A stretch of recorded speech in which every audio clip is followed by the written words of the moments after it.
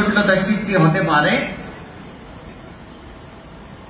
এবং এই কারণেই কিন্তু আমাদের এই ফেজ বাই ফেজই বসতে হচ্ছে এবং সংখ্যাটা বেশি হয়ে যাচ্ছে, আগত লোকজন বেশি হয়ে যাচ্ছে এবং এটি আমাদের ধারণ ক্ষমতার বাইরে চলে যাচ্ছে।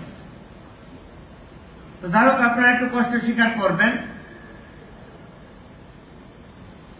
আমি বিভাগীয় প্রশাসনের তরফ থেকে নবনির্বাচিত চেয়ারম্যান, ভাইস চেয়ারম্যান, মহিলা ভাইস চেয়ারম্যান সকলকে অভিবাদন জানাচ্ছি। এবারের নির্বাচনটি একটি ব্যতিক্রমধর্মী নির্বাচন, যেটি আপনারাও সকলে স্বীকার করবেন। আমার মনে হয় যে স্বাধীনতা উত্তর সময়ে এত সুষ্ঠু, সুন্দর, নিরপেক্ষ, শান্তিপূর্ণ এবং অংশগ্রহণমূলক নির্বাচন অনুষ্ঠিত হয়নি। এবং আপনারা সেই নির্বাচনের নির্বাচিত জনপ্রতিনিধি। তা আপনারা হয়তো লক্ষ্য করেছেন যে উপজেলা পরিষদ নির্বাচনে নির্বাচন কমিশন এবং সরকার উভয় পক্ষই খুব স্ট্রিক্ট অবস্থানে ছিল। সরকারের তরফ থেকে ঘোষণা করা হয়েছে যে না, দলীয় যদিও আইনের প্রভিশন আছে যে দলীয়ভাবে নির্বাচন করার, তারপর সরকার বলেছে না, নির্বাচন হবে নির্দলীয়। ফলে সর্বত্রই কিন্তু একটি নির্দলীয় নির্বাচনের একটি আবহ ছিল।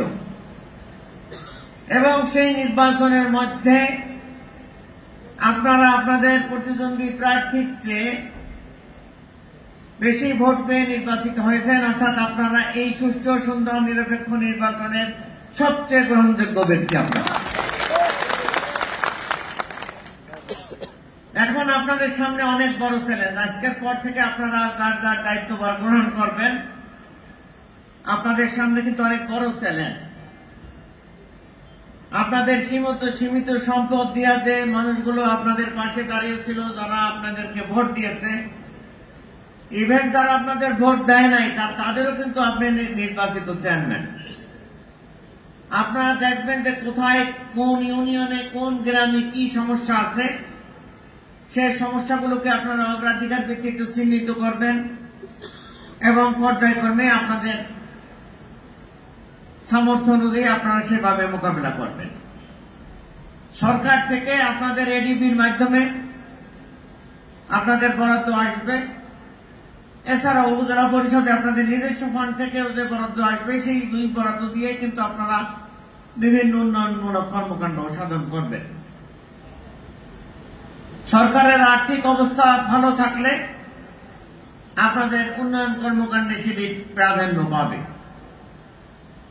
আমাদের অবস্থান থেকে আমরা সর্বত্রই চেষ্টা করব আপনাদের যাতে বেশি বেশি বরাদ্দ আসে এবং আপনাদের এলাকায় বেশি বেশি উন্নয়ন সাধন করতে পারেন। আমরা সেই বিষয়ে সর্বাত্মক প্রচেষ্টা চালাব। তো আপনারা এলাকায় ফিরে যাবেন, গিয়ে আপনাদের যে পূর্বসূরি আছে তার কাছ থেকে দায়িত্বভার নেবেন। দায়িত্বভার নেওয়ার পরে যে প্রথম সভাটি আপনারা পরিষদে করবেন, সেখান থেকে পরবর্তী 5 বছর হবে আপনার কর্মকাল। আপনার কর্মকাল কিন্তু নির্বাচিত যেদিন গেজেট হয়েছেন ওদিন থেকেও না, আজকে শপথ গ্রহণ করছেন আজকে থেকেও না, যেদিন আপনারা প্রথম মিটিং করবেন সেদিন থেকে পরবর্তী 5 বছরের জন্য আপনারা নির্বাচিত চেয়ারম্যান। আপনাদের আগামী দিনগুলো ভালো যাক, ভালো কাটুক। আপনারা আপনাদের সীমিত সম্পদ দিয়ে জনগণের পাশে দাঁড়ান এবং আপনাদের উপজেলার আপনারা কাঙ্ক্ষিত উন্নয়ন সাধন করেন, এই আশাবাদ ব্যক্ত করে এবং আপনাদের প্রত্যেকে সর্বাঙ্গীন মঙ্গল কামনা করে আমি আমার বক্তব্য শেষ করছি। জয় বাংলা, বাংলাদেশ।